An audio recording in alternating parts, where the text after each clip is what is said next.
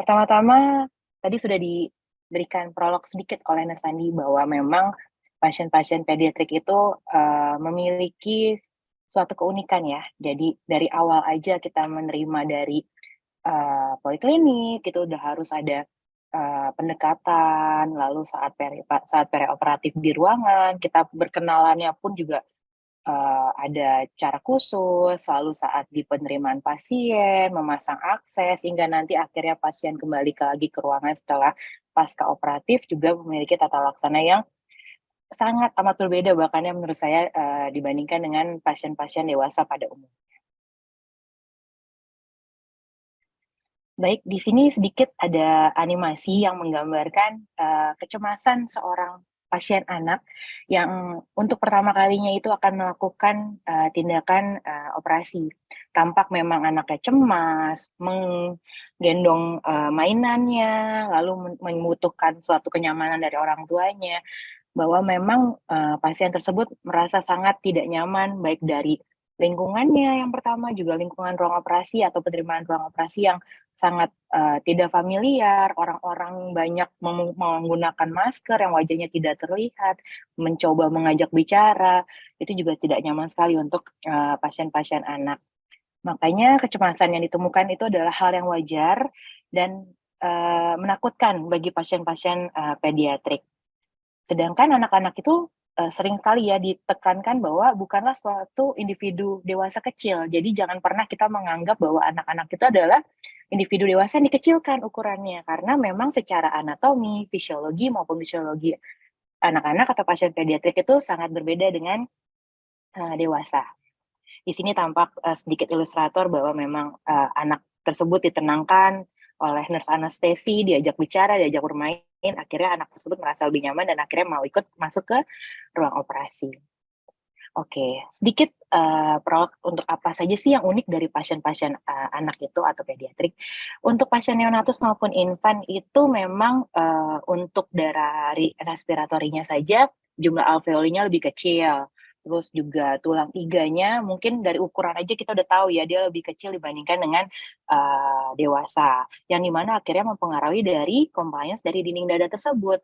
Yang di mana nanti akhirnya membuat dinding dada mudah kolaps, yang mana, mungkin ketika kita selama ini melihat, menemani dokter anestesi induksi pasien anak, "Kok cepet banget ya pasien anak itu desat, kayaknya kalau dewasa tuh butuh 2 menit, 3 menit baru akhirnya desat," sedangkan anak-anak baru dilepas maskernya sebentar untuk mencoba intubasi, udah langsung desaturasi, langsung bunyinya gitu kan, bunyinya langsung, waduh heboh gitu ya ruang operasi kalau udah bius anak tuh.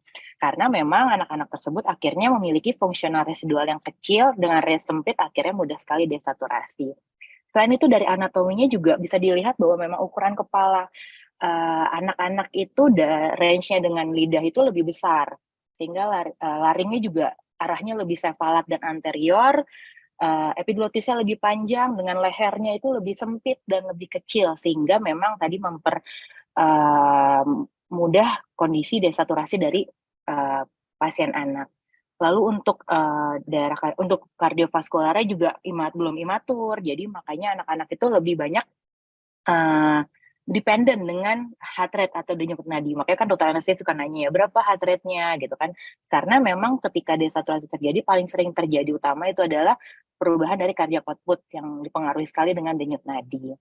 Terus, sering juga dibawelin misalnya ya, dokternya nanya terus, "Berapa nih suhunya?" Gitu, "Kok nggak dipakein plastik?" Nah, karena memang, pasien-pasien anak itu, kulitnya masih tipis, terus kadar lemaknya juga masih sedikit, sedangkan luas permukaan per kilogramnya tuh luas, sehingga kehilangan suhunya itu mudah sekali, sehingga terjadi hipotermi juga sangat, mudah atau ditemukan pada pasien-pasien anak. Selain itu nanti akan lebih lanjut lagi dijelaskan bahwa memang pasien anak ini memiliki resiko, intubasi atau, seperti misalnya wheezing, spasme, dan lain-lain itu pada proses intubasi maupun ekstubasi. Serta karena dia kecil, perhitungan cairan dan perdarahannya itu juga memiliki range yang sempit, sehingga limit dari margins of error-nya juga nggak sebanyak dewasa. Kalau dewasa mungkin, lebih 100, lebih 200 itu masih nggak terlalu berbeda bermakna, sedangkan kalau pada anak beda 50, beda 20 mili aja itu sudah sangat, berpengaruh. Ini sedikit rangkuman dari anatomi dan fisiologinya. Bisa dilihat bahwa sistem respirasi yang tadi mempengaruhi FRC-nya itu dari diafragmanya yang lebih lemah, tulang iganya yang lebih horizontal dan masih lembut, airway-nya yang lebih kecil dan sempit, alveolinya masih belum matur, proporsi anatominya tadi yang kepala, lidah, laring, epiglotis dan lain-lain itu yang masih yang lebih kecil dan lebih pendek. Lalu sistem kardiovaskularnya di mana sistem simpatis dan baroreseptornya belum matur dibandingkan pasien-pasien dewasa, sehingga memang tadi dia lebih dependen terhadap denyut nadi maupun heart rate. Lalu sistem metabolismenya dan regulasi temperatur yang di mana luas permukaan tubuhnya itu luas, sedangkan kulitnya masih tipis dan sedikit sekali mengandung lemak, sehingga mudah sekali terjadi penguapan atau perubahan suhu, sehingga pasien anak itu mudah sekali hipotermi. Lalu untuk sistem renal dan gastrointestinalnya di mana fungsi ginjalnya berdasarkan umur ya, memang semakin kecil anaknya semakin belum matur, sehingga harus pertimbangan pemilihan obat, cairan juga menjadi lebih penting. Lalu pada beberapa pasien yang masih kecil, memang gastroesophageal refluxnya lebih banyak. Lalu juga tadi kembali juga untuk livernya juga sama seperti ginjal belum matur. Sedangkan untuk sering juga dibahas adalah glukosa, kemampuan untuk pasien-pasien pediatrik menyimpan glikogennya itu masih rendah. Makanya ketika dipuasakan, dilanjutkan dengan operasi yang sekian lama, bisa terjadi namanya hipoglikemia intraoperatif. Jadi harus monitoring glukosanya juga harus lebih baik. Ini sedikit gambaran perbandingan anatomi dewasa dengan anak. Sebenarnya bukan perbandingan ya, memang mereka adalah suatu individu yang berbeda. Tapi bisa dilihat di sini bahwa memang daerah sempit pada anak itu pada di kartilago krikoidnya. Jadi dia memang lebih sempit di daerah situ. Jadi harus hati-hati, makanya untuk intubasi juga teknik khusus pada anak itu uh, pengenalan karena epiglotisnya lebih panjang, juga kita mengenali anatominya harus lebih hati-hati. Untuk ukuran persentase uh, wajah dengan tubuh bisa dilihat di sini memang persentase kepalanya lebih besar dibandingkan pada pasien dewasa. Lalu masuk ke tata laksana anestesi pediatrik. Mungkin nanti selanjutnya akan dijelaskan oleh Nurse Valentino maupun Nurse Jajang. Saya sedikit memberikan pembukaan ya supaya nanti tidak terlalu bertele-tele.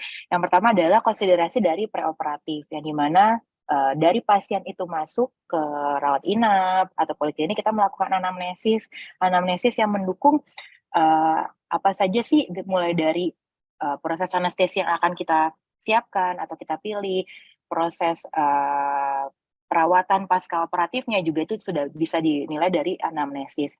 Seperti misalnya apakah pasien ini riwayat kelahirannya apakah cukup bulan, lalu apakah pernah dirawat di rumah sakit sebelumnya, riwayat pembiusan sebelumnya untuk pasien-pasien yang mungkin prematur, lalu pasien-pasien yang kemungkinan operasinya melibatkan RW yang sulit, itu juga kita harus mencari tahu riwayat pembiusan sebelumnya. Selain itu juga ada beberapa kondisi yang menjadi catatan, yaitu seperti misalnya apakah ada alergi, apakah ada asma, apakah ada event yang terjadi selama pembiusan sebelumnya. Misalnya pasiennya, dok, anak saya yang pertama waktu itu dibius, ternyata kata dokternya suhunya naik atau ternyata kejang. Itu menjadikan catatan untuk pembiusan pada pasien yang kita lakukan pemeriksaan. Lalu pemeriksaan fisik, apakah pasien ini kemungkinan ada sulit airway, atau misalnya pasien ini modal hemodinamiknya bagaimana, apakah jangan-jangan memang sebenarnya saturasi modalnya juga nggak terlalu bagus atau ada penyakit jantung bawaan, sehingga kita juga tidak berekspektasi bahwa memang pasien ini memiliki saturasi tinggi, yaitu 99 atau 100. Lalu pemeriksaan penunjang tambahan yang mempengaruhi dari tata laksana perioperatif kita, apakah butuh CT scan untuk melihat jalan nafasnya, apakah membutuhkan fototorak untuk melihat parunya, atau yang lain-lain. Puasa, lalu premedikasi nanti akan saya jelaskan lebih lanjut. Yang kedua adalah konsiderasi intraoperatif. Statik ya, udah tahu ya semuanya statik singkatannya, nanti kita akan bahas. Akses intravena ini juga merupakan hal yang menjadi highlight pada pasien pediatrik, karena seperti saya maupun murid-murid saya juga ya, residensi itu pasti kalau pasien anak yang ditakutin pertama adalah, "Dok, nanti infusnya susah. Dok, ini anaknya gemuk, anaknya lipat-lipat, susah banget pasang infusnya." Itu jadi salah satu highlight kalau mau bius anak tuh pasti di masalah akses intravenanya. Lalu pemilihan teknik induksinya, kita mau apa, monitoring, kebutuhan cairan, apakah kita akan menggunakan regional anestesi atau tidak, serta yang terakhir adalah konsiderasi dari postoperatifnya. Mau dieksersi atau mau diekstubasi bagaimana dok? Dip kah atau bangunkah atau bagaimana? Dan perawatan setelah pembiusan. Apakah cukup di recovery room, kembali ke ruangan, atau ada perawatan lanjut seperti PACU, PICU maupun NICU. Ini sedikit tabel mengenai kemungkinan pasien ini sulit airway.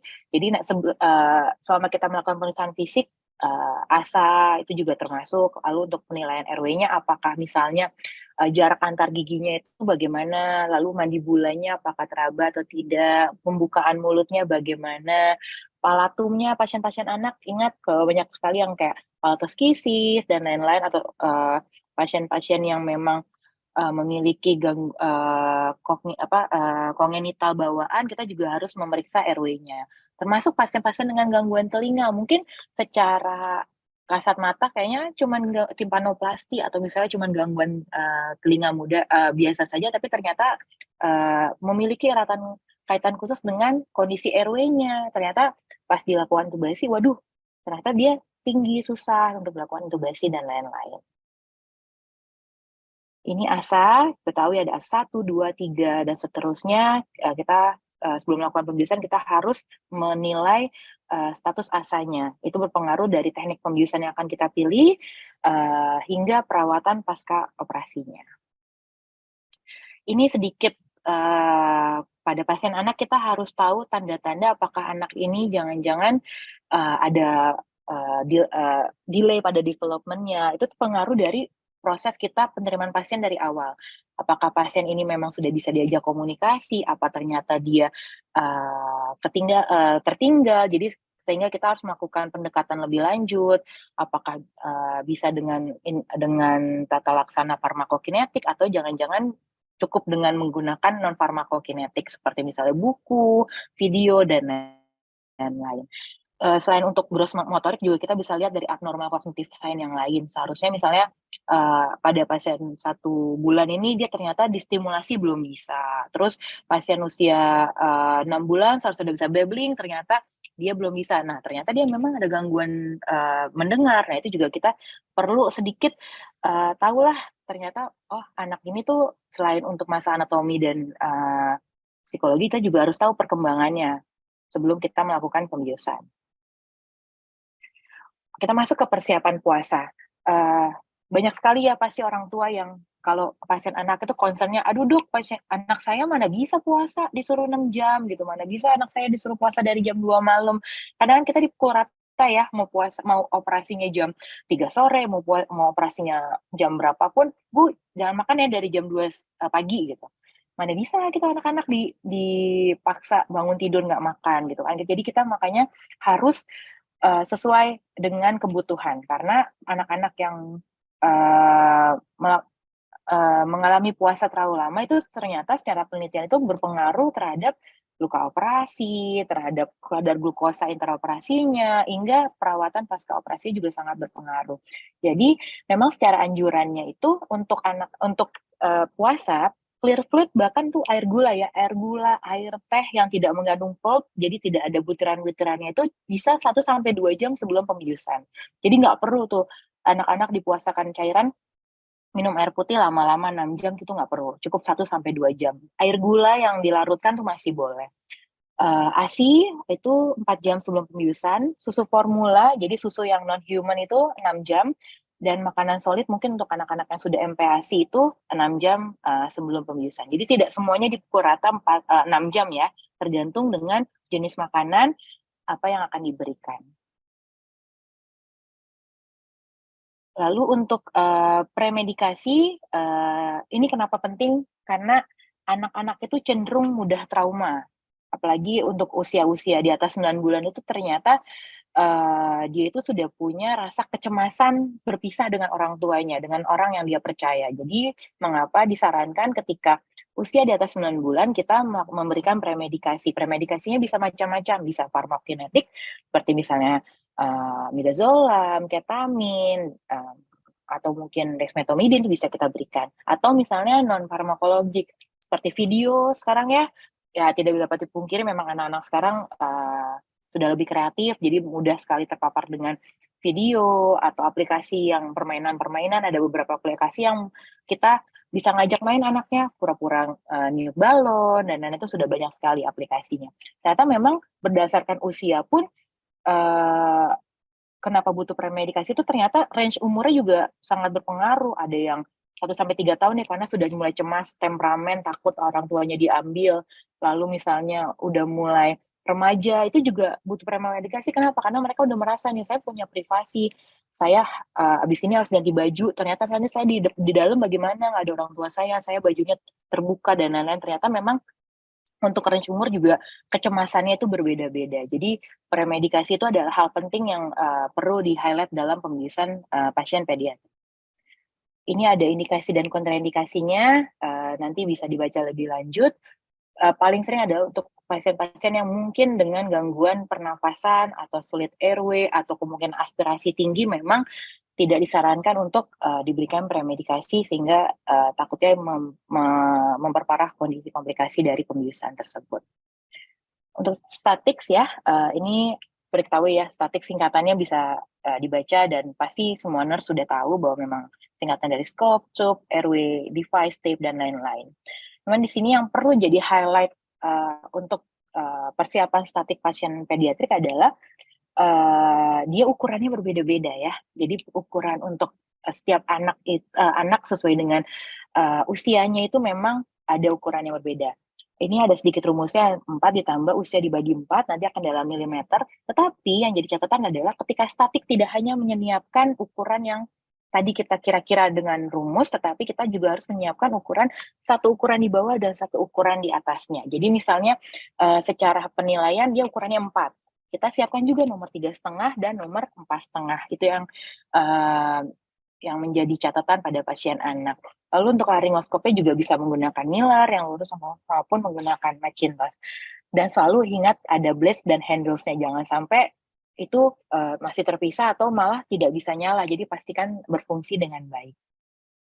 Ini ada beberapa tambahan untuk contoh dari statiknya. Ini ETT-nya agak lumayan banyak ya, tapi tadi yang wajib itu adalah 1 di bawah dan 1 di atas, kecuali misalnya pasiennya ini dengan kemungkinan sulit airway, misalnya dia stenosis, subglottis yang mungkin bisa sampai nomor 3 nomor di bawahnya atau 2 nomor di bawahnya, kita siapkan lebih banyak lagi. Lalu ukuran masker yang sesuai dengan usianya dan wajahnya. Lalu obat-obatan jangan lupa selalu di-labeling sesuai dengan pengenceran, karena pada pasien-pasien anak itu yang menjadi highlight adalah kita melakukan pengenceran. Jadi sebisa mungkin pengencerannya itu sudah sama setiap OK, jadi setiap di rumah sakit sebaiknya sudah punya ada label khusus, jadi tidak berbeda-beda dan dituliskan secara jelas dan semua orang bisa membaca. Lalu untuk IV CAT, lalu NGT dan jelly untuk pemasangan NGT maupun OGT-nya, dan tape untuk fiksasi. Di sini ini adalah nurse Jajang nanti akan melakukan presentasi juga, sedang melakukan statik untuk pasien pediatrik. Di sini kami memang biasa menggunakan meja ya, jadi tidak berantakan, jadi sudah sesuai dengan kebutuhannya. Lalu di sini juga ada sedikit tabel untuk kira-kira butuhnya ukuran berapa, jadi dari berat badan, lalu kedalamannya, untuk suction catheter-nya juga kira-kira ukuran berapa, blade-nya itu sudah, ini ada sedikit rangkuman dari kebutuhannya. Untuk induksi, perlu diketahui induksi itu bisa digunakan dengan induksi intravena maupun inhalasi, dan ada juga untuk beberapa kondisi yang mungkin anaknya tidak kooperatif atau tidak memiliki akses vena untuk dilakukan inhalasi, juga anaknya ngamuk-ngamuk, nggak bisa dipaksa, kita juga terkadang membutuhkan bantuan dengan induksi intramuskuler. Biasanya yang kita gunakan adalah ketamin dengan dosis 5-10 mg per kilogram berat badan hingga anaknya mulai kooperatif. Jadi ketika sudah mulai agak ngantuk-ngantuk, baru kita entah pasang infus, entah bantu inhalasi, baru masuk ke induksi selanjutnya. Selain itu juga pemasangan akses intravena itu juga bisa dibantu, difasilitasi dengan agen inhalasi, dan krim lokal anestesi. Nah, tapi ingat, krim lokal anestesi ini sebaiknya kontak dengan kulit itu 30-60 menit. Kurang dari itu tidak terlalu berpengaruh. Tetap saja ya, namanya anak, walaupun misalnya dia tidak nyeri, tapi karena dia tidak kenal dengan kita, bisa saja dia melakukan penarikan atau tidak nyaman. Jadi disarankan pilih teknik yang membuat pasien itu kooperatif dan kita juga nyaman melakukan tindakan. Untuk induksi dan intravena dan inhalasi, seperti biasa untuk intravena kita bisa menggunakan agen propofol 2-3 mg per kilogram berat badan, dilanjutkan dengan pelumpuh otot. Namun pada beberapa jenis operasi bisa juga kita tidak menggunakan pelumpuh otot. Misalnya untuk operasi-operasi yang durasinya tidak terlalu panjang seperti sirkumsisi, operasi mata, dan lain-lain, kita bisa melakukan induksi intravena dengan kombinasi seperti dengan opioid, propofol maupun lidocaine. Untuk induksi inhalasi, biasanya tadi banyak digunakan untuk memfasilitasi akses intravena. Penggunaan maskernya harus sesuai, jangan sampai leak. Jadi percuma kalau kita pakai induksi inhalasi tapi dia leak, itu tidak akan maksimal pada hasilnya. Dan ada beberapa aplikasi yang bisa digunakan juga untuk memfasilitasi kita dalam menginduksi inhalasi. Dia bisa sambil pura-pura niup balon, jadi kita membuat satu permainan. Tapi memang harus sedikit di catatan bahwa memang untuk penggunaan agen inhalasi itu ada bau. Jadi biasanya kalau saya itu kita menggabungkan antara N2O maupun oksigen, sehingga karena dia tidak ada bau, dia mulai agak sedikit kooperatif, baru kita menggunakan agen inhalasinya. Lalu masuk ke monitoring, untuk ASA memang diwajibkan ada untuk monitoring oksigenasi, ventilasi, sirkulasi, dan temperatur. Sedikit gambaran untuk pasien-pasien anak yang perlu disiapkan tadi ada misalnya EKG 3 lead minimal, lalu tensimeter, pulse oximetry, akses intravena yang sudah pasti berjalan, maupun misalnya dengan penggunaan monitoring invasif seperti arterial blood pressure, itu juga kita siapkan jika memang sesuai dengan kebutuhan. Dan untuk catatan pasien-pasien pediatrik, kita suka ada tambahan seperti shoulder roll, atau biasa kita bilang guling ya, guling atau lontong, terus alas kepala, atau biasa kita bilang donat, itu juga harus disiapkan.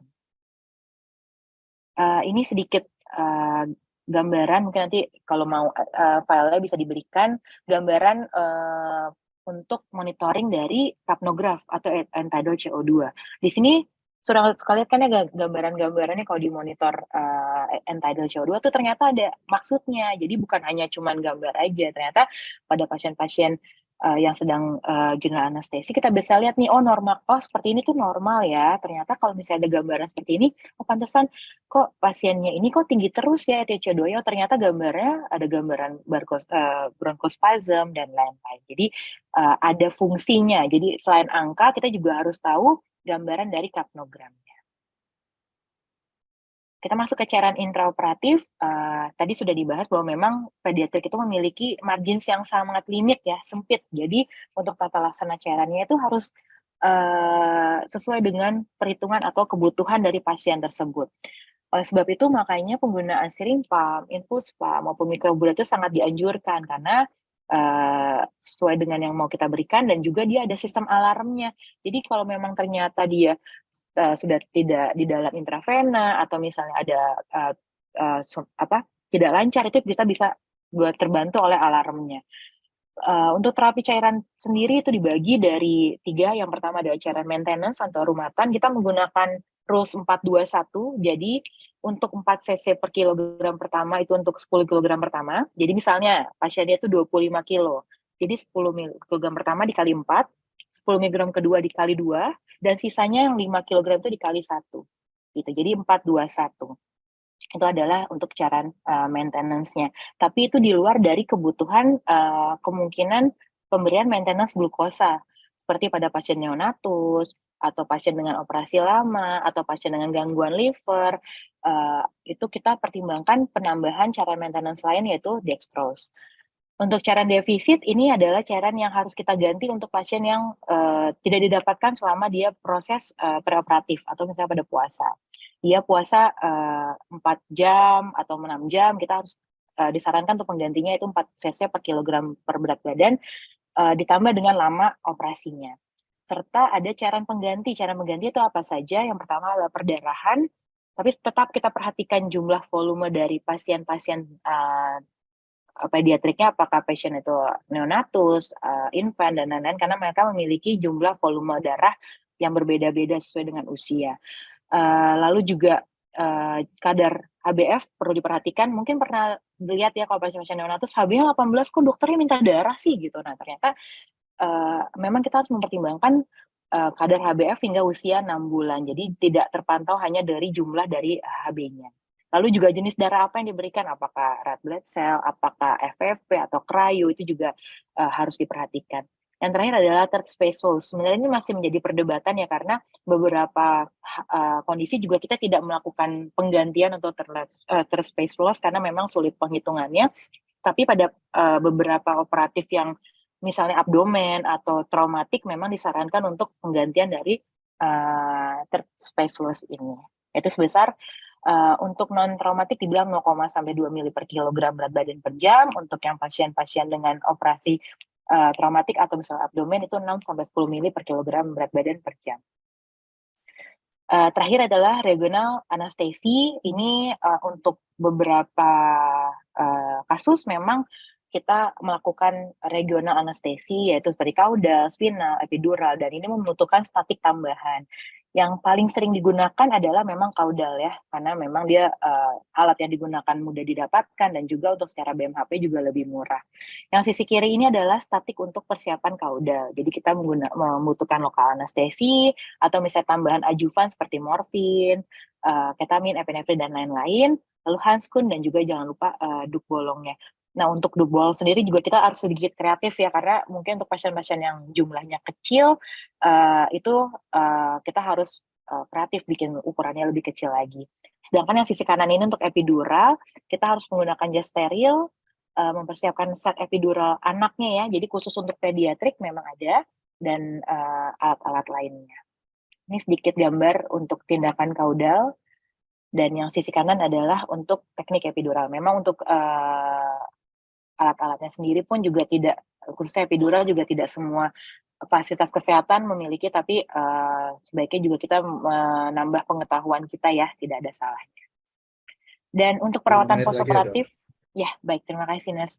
Untuk perawatan postoperatif adalah di sini selalu tekankan apa yang selalu saya bilang adalah apabila tidak terdokumentasi maka itu tidak dilakukan. Jadi jangan lupa selalu mendokumentasikan apa yang telah kita lakukan. Ya, jadi setelah lakukan langsung dokumentasi, jangan lupa, karena kalau tidak terdokumentasi kalian tidak ada bukti kalau itu memang sudah dilakukan, entah masuk obat, entah misalnya pasiennya ada perubahan hemodinamik, atau ada operan, itu juga harus terdokumentasi dengan baik, termasuk pada pasien-pasien postoperatif. Perpindahan dari ruang operasi ke RR, dari RR ke ruang rawat, RR ke PICU maupun ke PACU, itu juga harus dengan pendokumentasian yang baik.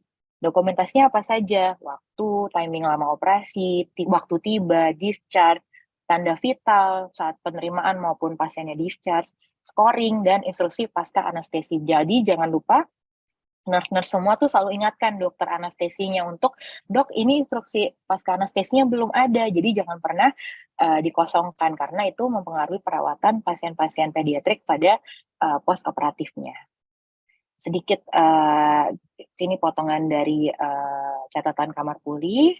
Jadi di sini nanti kita bisa tahu perubahan hemodinamiknya.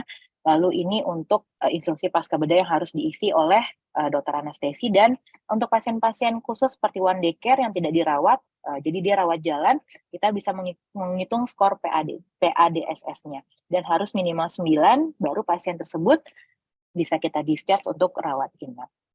Ya, sekian presentasi dari saya. Ini adalah tim di anestesi pediatrik RSCM, ada Dr. Ahen, Dr. Ade, Dr. Nita, dan Dr. Christopher serta saya. Untuk Instagramnya bisa dilihat di anestesi@fkwrscm. Mungkin mau belajar lebih lanjut, bisa hubungi lewat kami. Terima kasih, sekian presentasi dari saya. Assalamualaikum warahmatullahi wabarakatuh.